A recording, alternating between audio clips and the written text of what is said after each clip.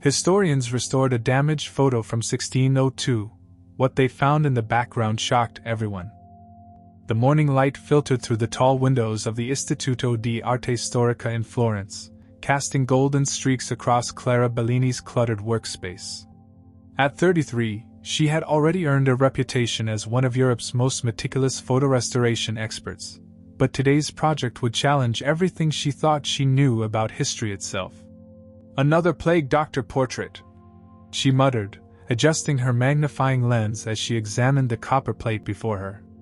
The artifact had arrived 3 weeks ago from a private collector in Venice, accompanied by authentication papers that made her pause. According to the documentation, this wasn't just any historical image, it contained early photochemical elements that predated known photography by over 2 centuries. Clara had worked with plenty of unusual pieces, but a photograph from 1602? The very idea seemed impossible. Photography wasn't invented until the 1820s, yet here lay what appeared to be a genuine image, embedded in copper using techniques that shouldn't have existed in the early 17th century. The portrait showed a group of Venetian plague doctors gathered in what looked like St. Mark's Square. Their distinctive beaked masks created an eerie lineup of dark silhouettes against the backdrop of familiar Venetian architecture. The image quality was remarkable for its supposed age, far too clear and detailed for any painting technique of the period. "Let's see what secrets you're hiding," Clara whispered, beginning her digital enhancement process. She started with the standard procedures, carefully documenting every crack, stain, and imperfection before attempting any restoration. The copper plate showed significant water damage along the edges, and centuries of handling had left fingerprint residue that needed to be digitally removed. As she worked, Clara found herself drawn into the haunting beauty of the scene. The plague doctors stood in perfect formation, their long black robes flowing in what must have been a strong wind. Hours passed as she meticulously cleaned each section of the image. The plague doctors' faces were hidden behind their leather masks, but she could sense the gravity of the moment captured. These were men facing death itself, trying to heal a city consumed by disease.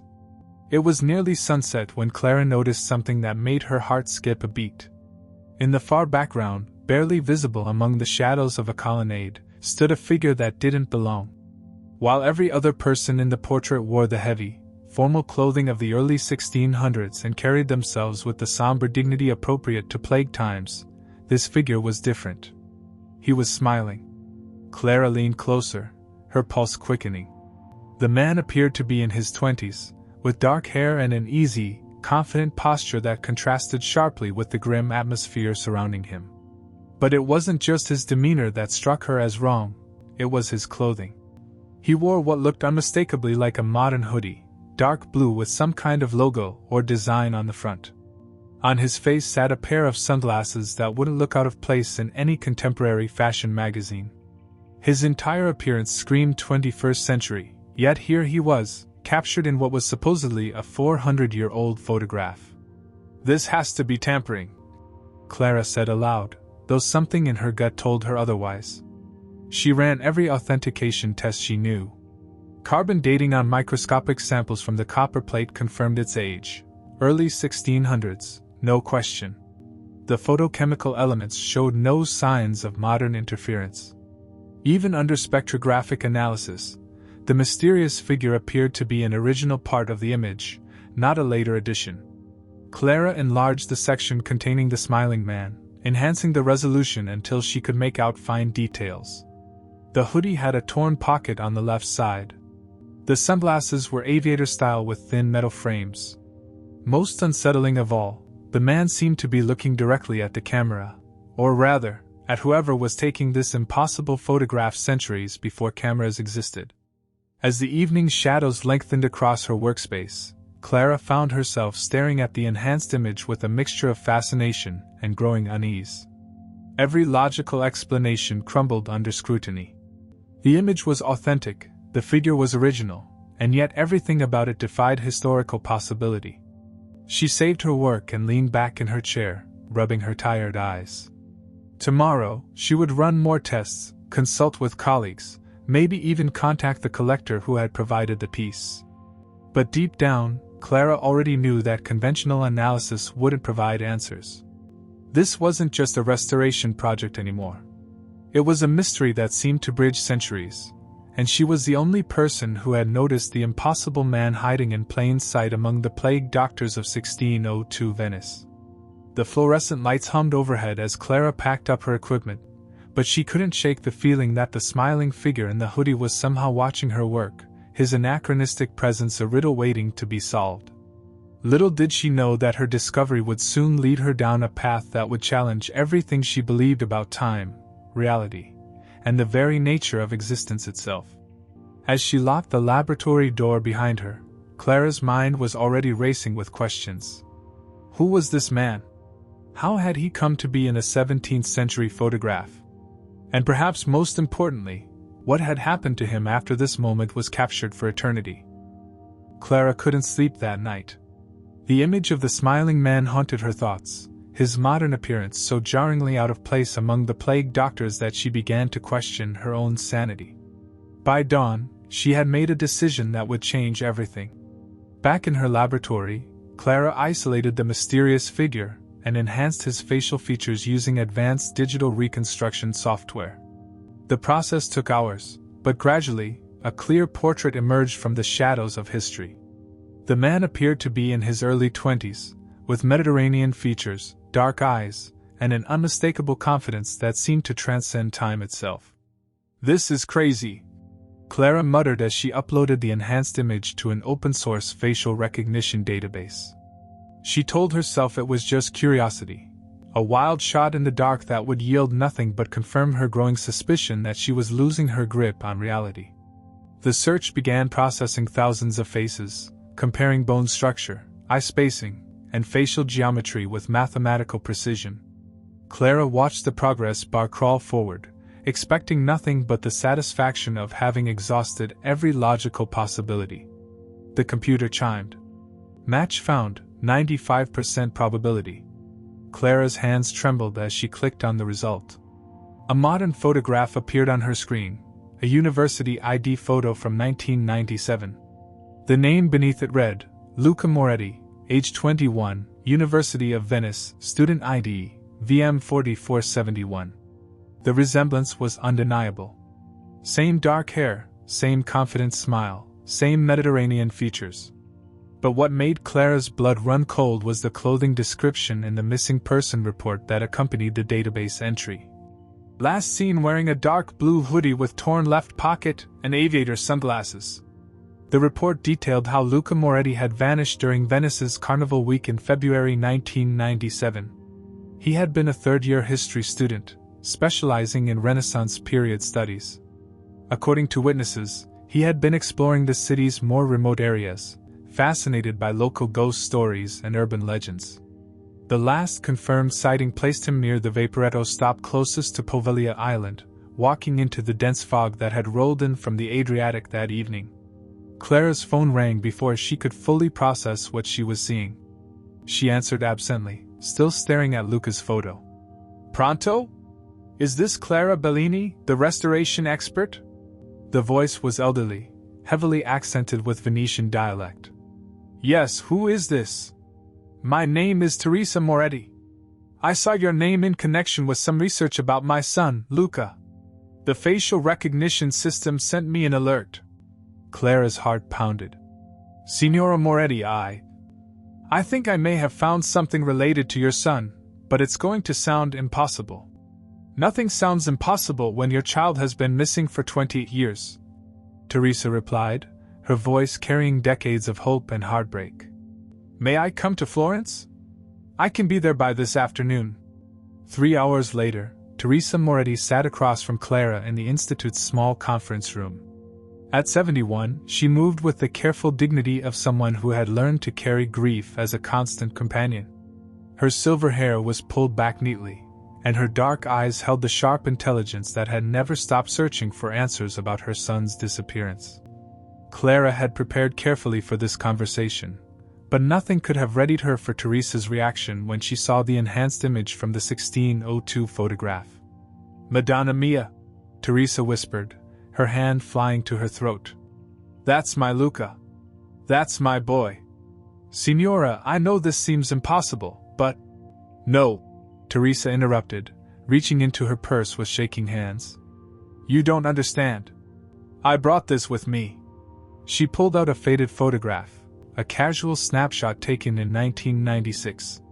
It showed Luca Moretti standing on a Venice bridge, grinning at the camera. He wore the exact same dark blue hoodie visible in the 1602 image, complete with the torn pocket on the left side.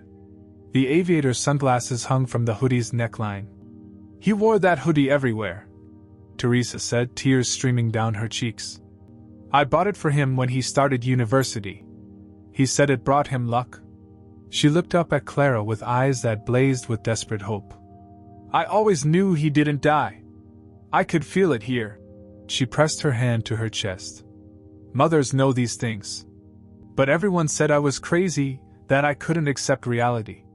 Clara studied the modern photograph, then looked back at the computer screen showing the 1602 image.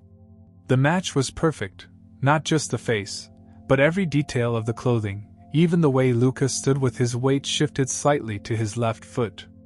Signora Teresa, Clara said carefully, your son was interested in history, particularly the Renaissance period? Obsessed, Teresa nodded.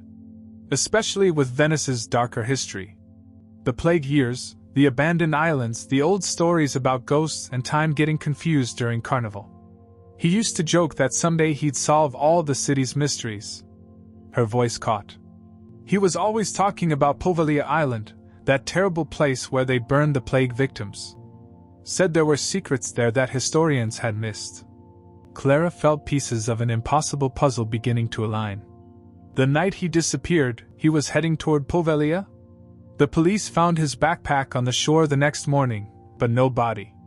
The fog had been so thick that night, you couldn't see 5 meters ahead. They said he probably fell into the water and drowned, but… Teresa's voice trailed off. But you never believed that. A mother knows, Teresa repeated firmly. Luca didn't drown. He got lost, yes, but not in the water. He got lost in time. As the afternoon sun slanted through the conference room windows, Clara realized that what had started as a routine restoration project had become something far more extraordinary. The evidence was impossible to ignore. Somehow, someway, a university student from 1997 had appeared in a photograph taken nearly 4 centuries earlier. And if Teresa was right, he might still be lost somewhere in the labyrinth of time itself. 2 days later, Clara found herself on a water taxi cutting through the gray waters of the Venetian lagoon, heading toward Poveglia Island. Beside her sat Matteo Santori, a local librarian she had contacted after Teresa's visit. At 45, Matteo possessed the kind of encyclopedic knowledge of Venice's hidden history that only came from decades of obsessive research. Most people think Poveglia is just another plague island, Matteo said, adjusting his wire-rimmed glasses as the island's silhouette emerged from the morning mist. But the records I've found suggest something far more unusual happened there during the early 1600s. Clara pulled her jacket tighter against the cold wind. What kind of unusual? There was a man named Aldus Vernali, a reclusive alchemist who set up a laboratory on the island sometime around 1598.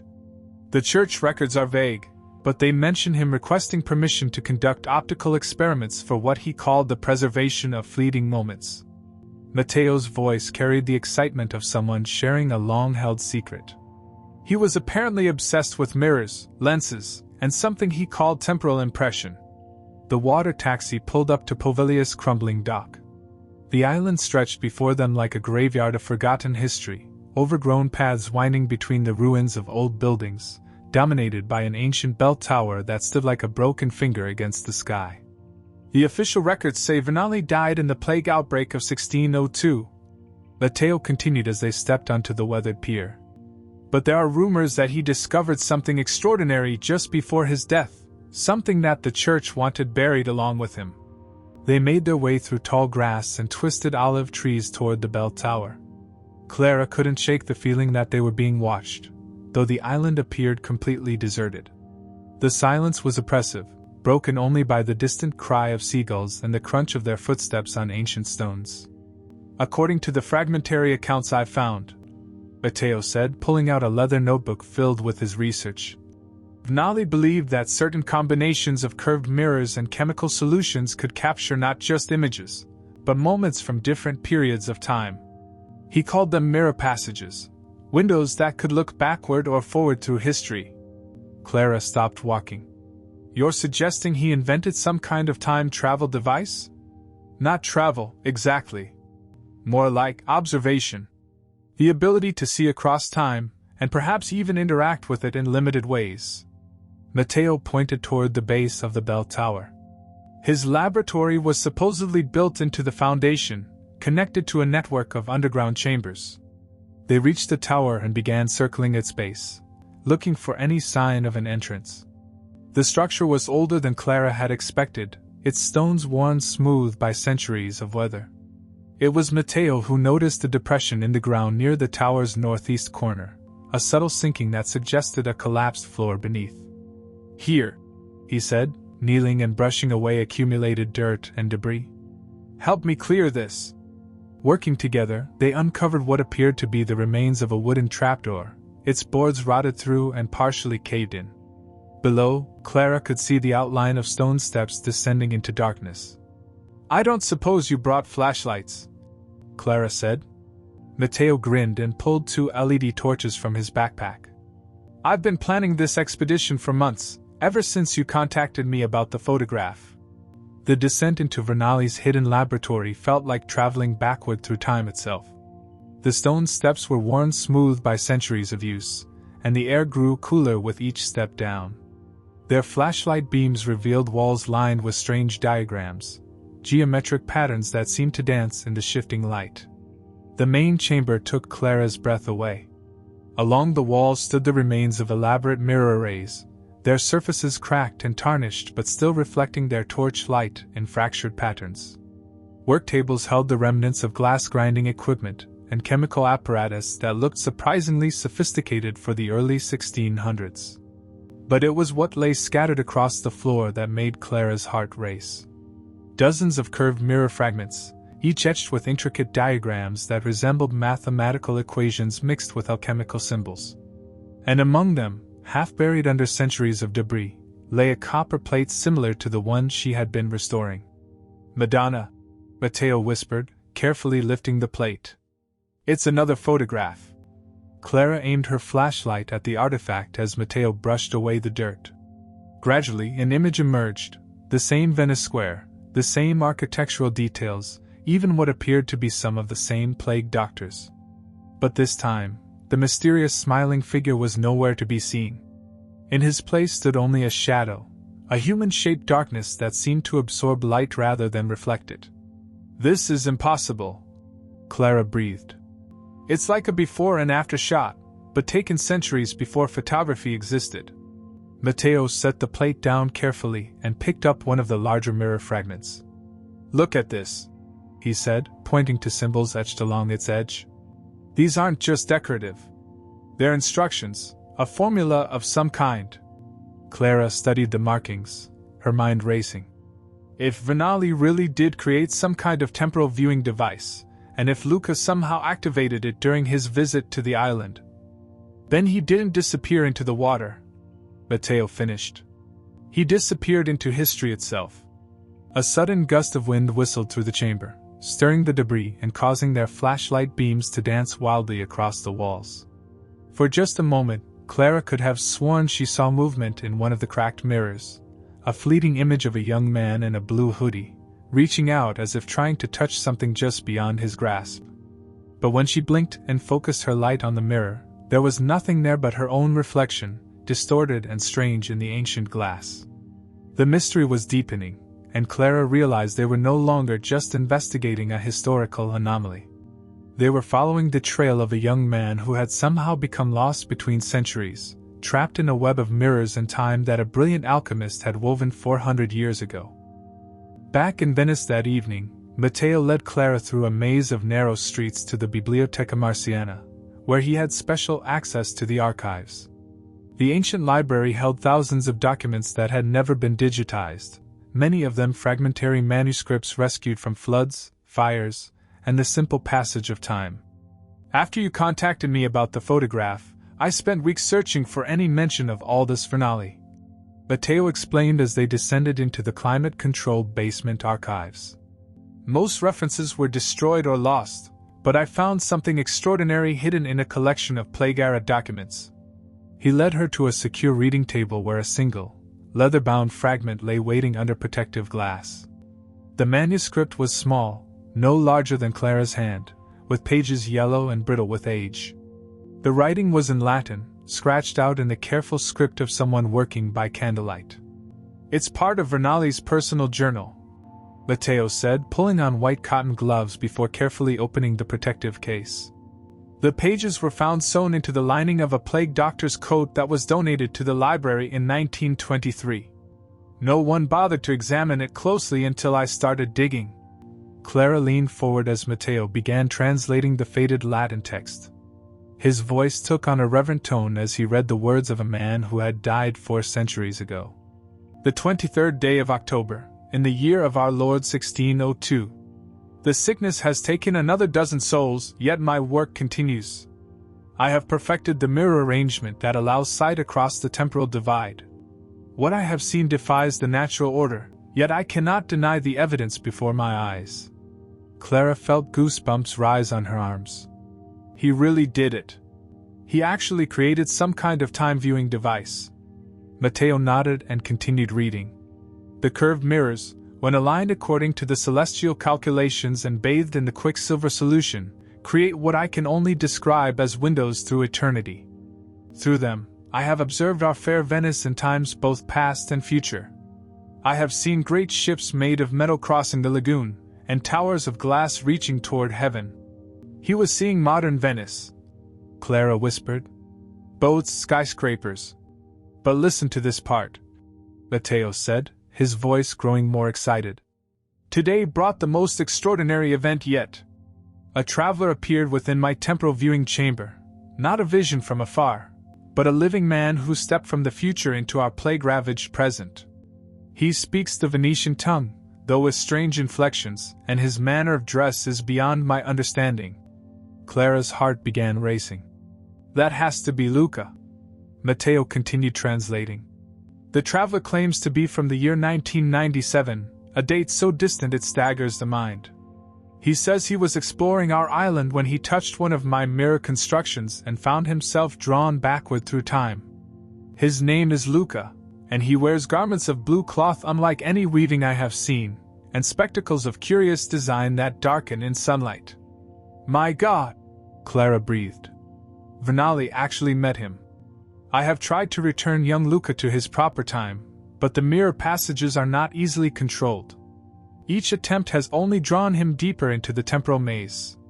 He speaks of a mother who waits for him, of studies at a great university, of a world transformed by knowledge and machines. His presence here is an affront to the natural order, yet I find myself strangely comforted by his company in these dark times."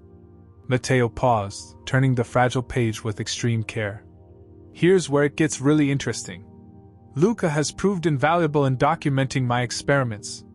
His knowledge of what he calls photography has helped me understand how to capture these temporal visions permanently.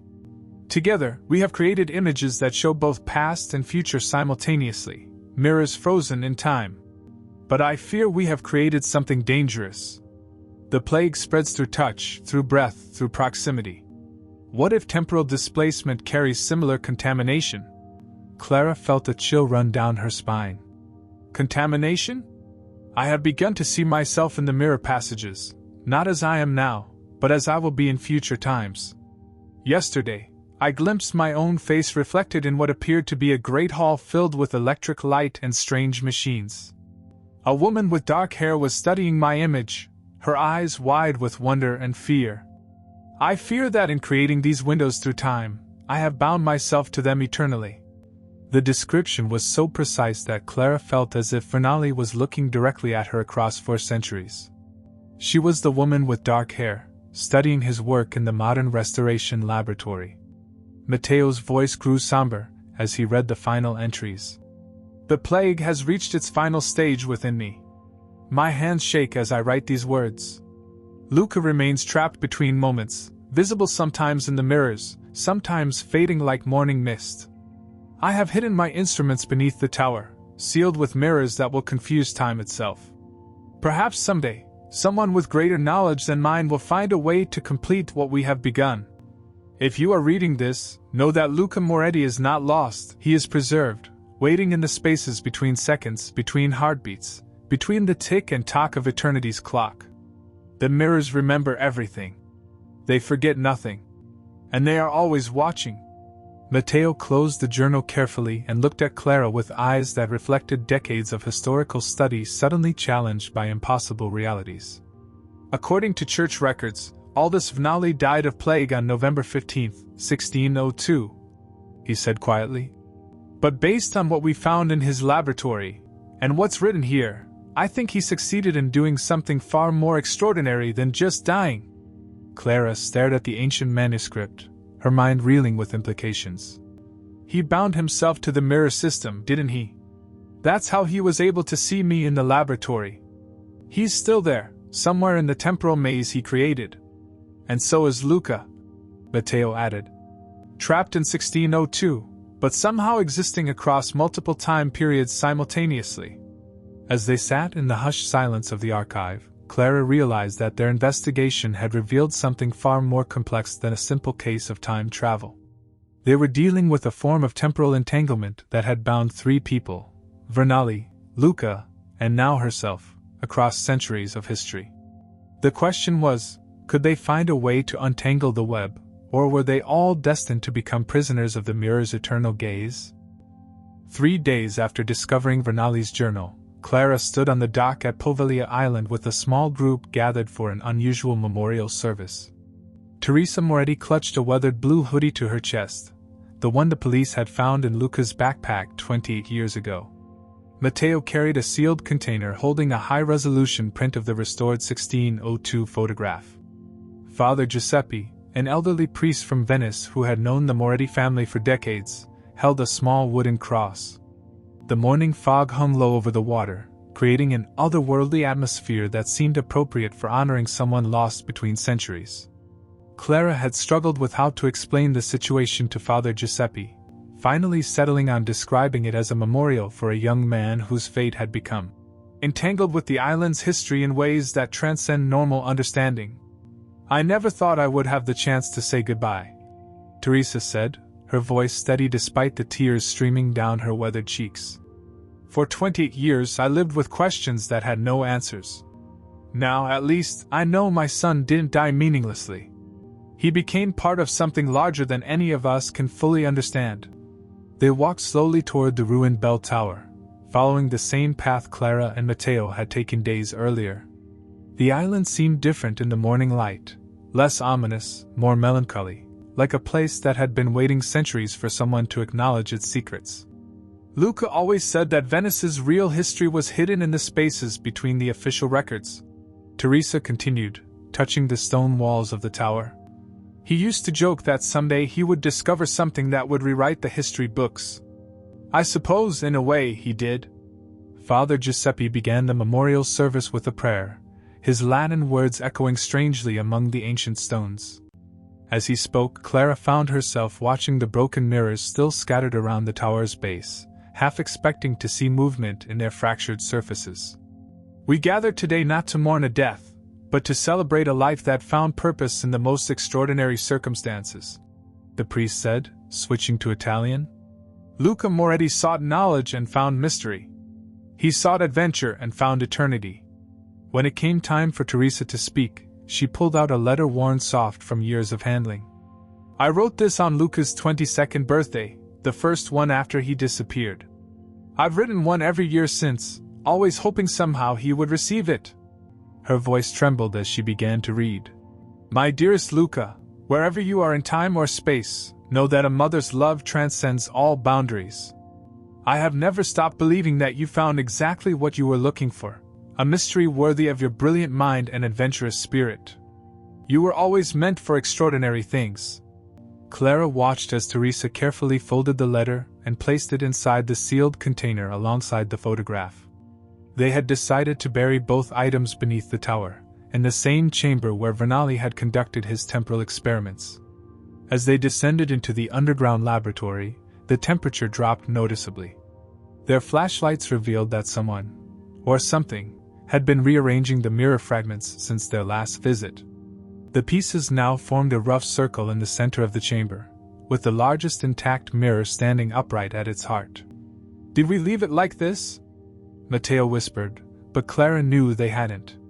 In the reflection of the central mirror, something flickered. For just a moment, Clara could have sworn she saw a young man in a blue hoodie standing behind them, his hand raised in what might have been a wave or a blessing.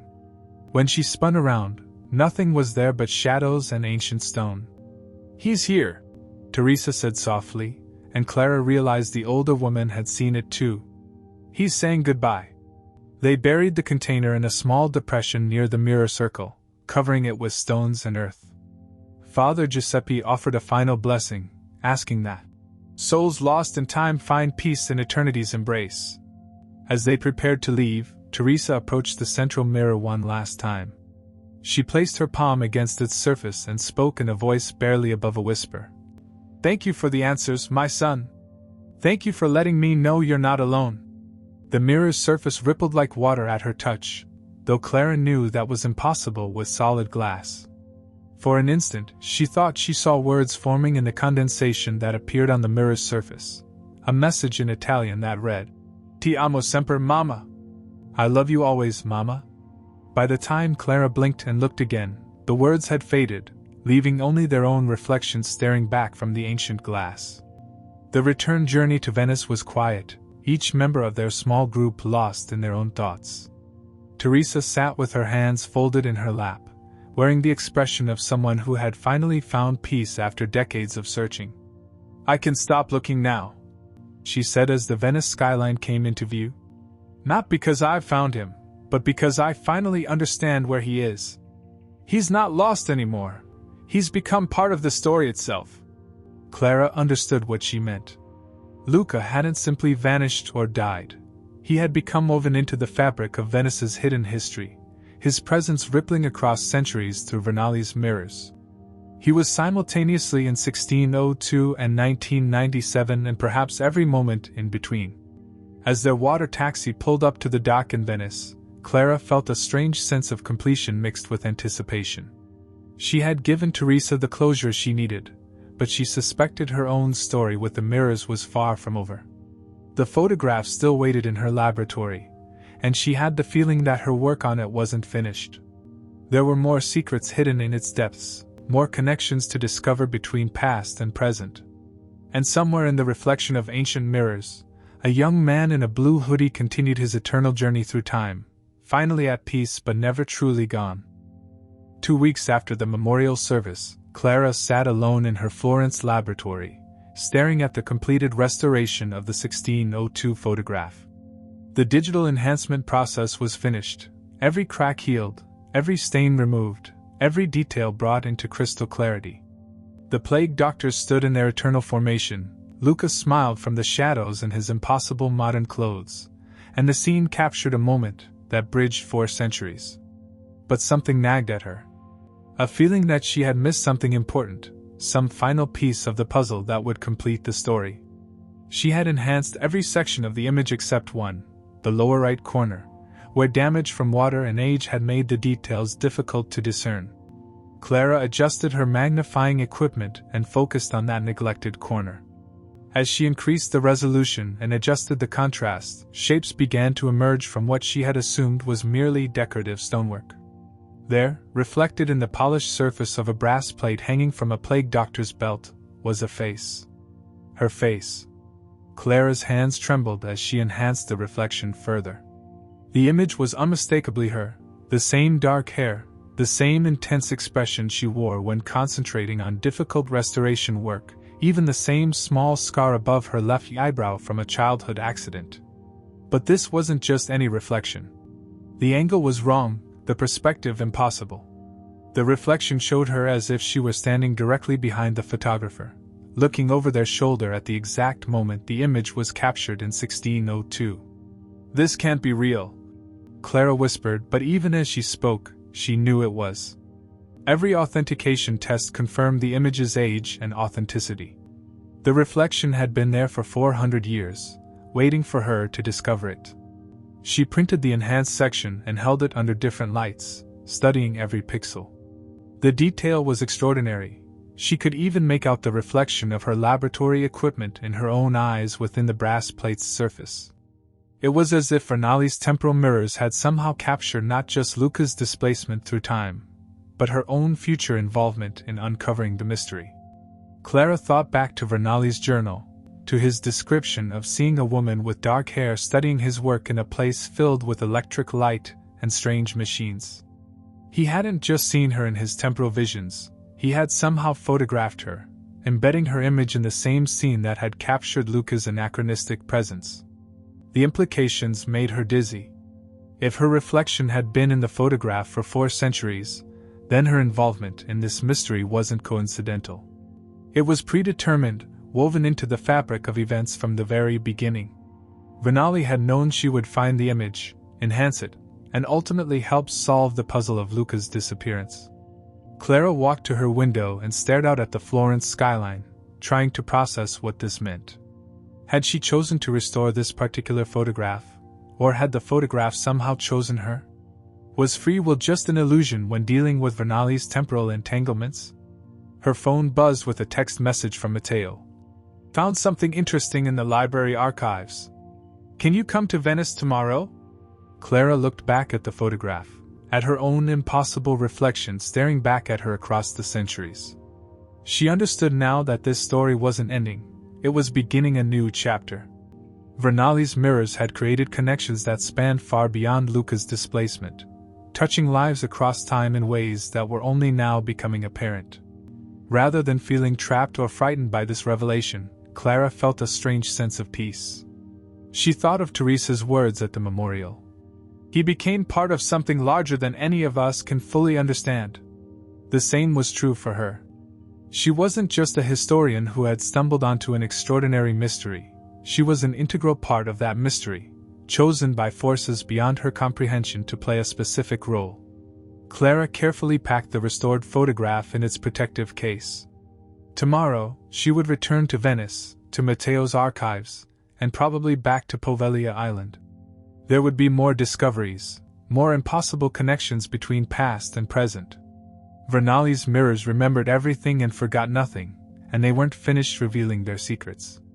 As she turned off the laboratory lights, Clara caught her reflection in the dark window, the same face that had somehow appeared in a photograph taken before she was born, before photography itself was supposed to exist. She smiled, finally understanding what Vernali had discovered in his final days. Time wasn't a river flowing in one direction. It was a mirror, reflecting moments across eternity, connecting souls who were meant to find each other regardless of when they lived. Luca hadn't been lost in time, he had found his place in it. And now, so had she. Some things were only meant to be seen, not changed. But sometimes, being seen was enough to change everything. In the brass reflection of a plague doctor's belt, captured 400 years ago, Clara Bellini continued to smile back at herself, eternal and patient, waiting for the moment when past and present would finally align in perfect, impossible harmony.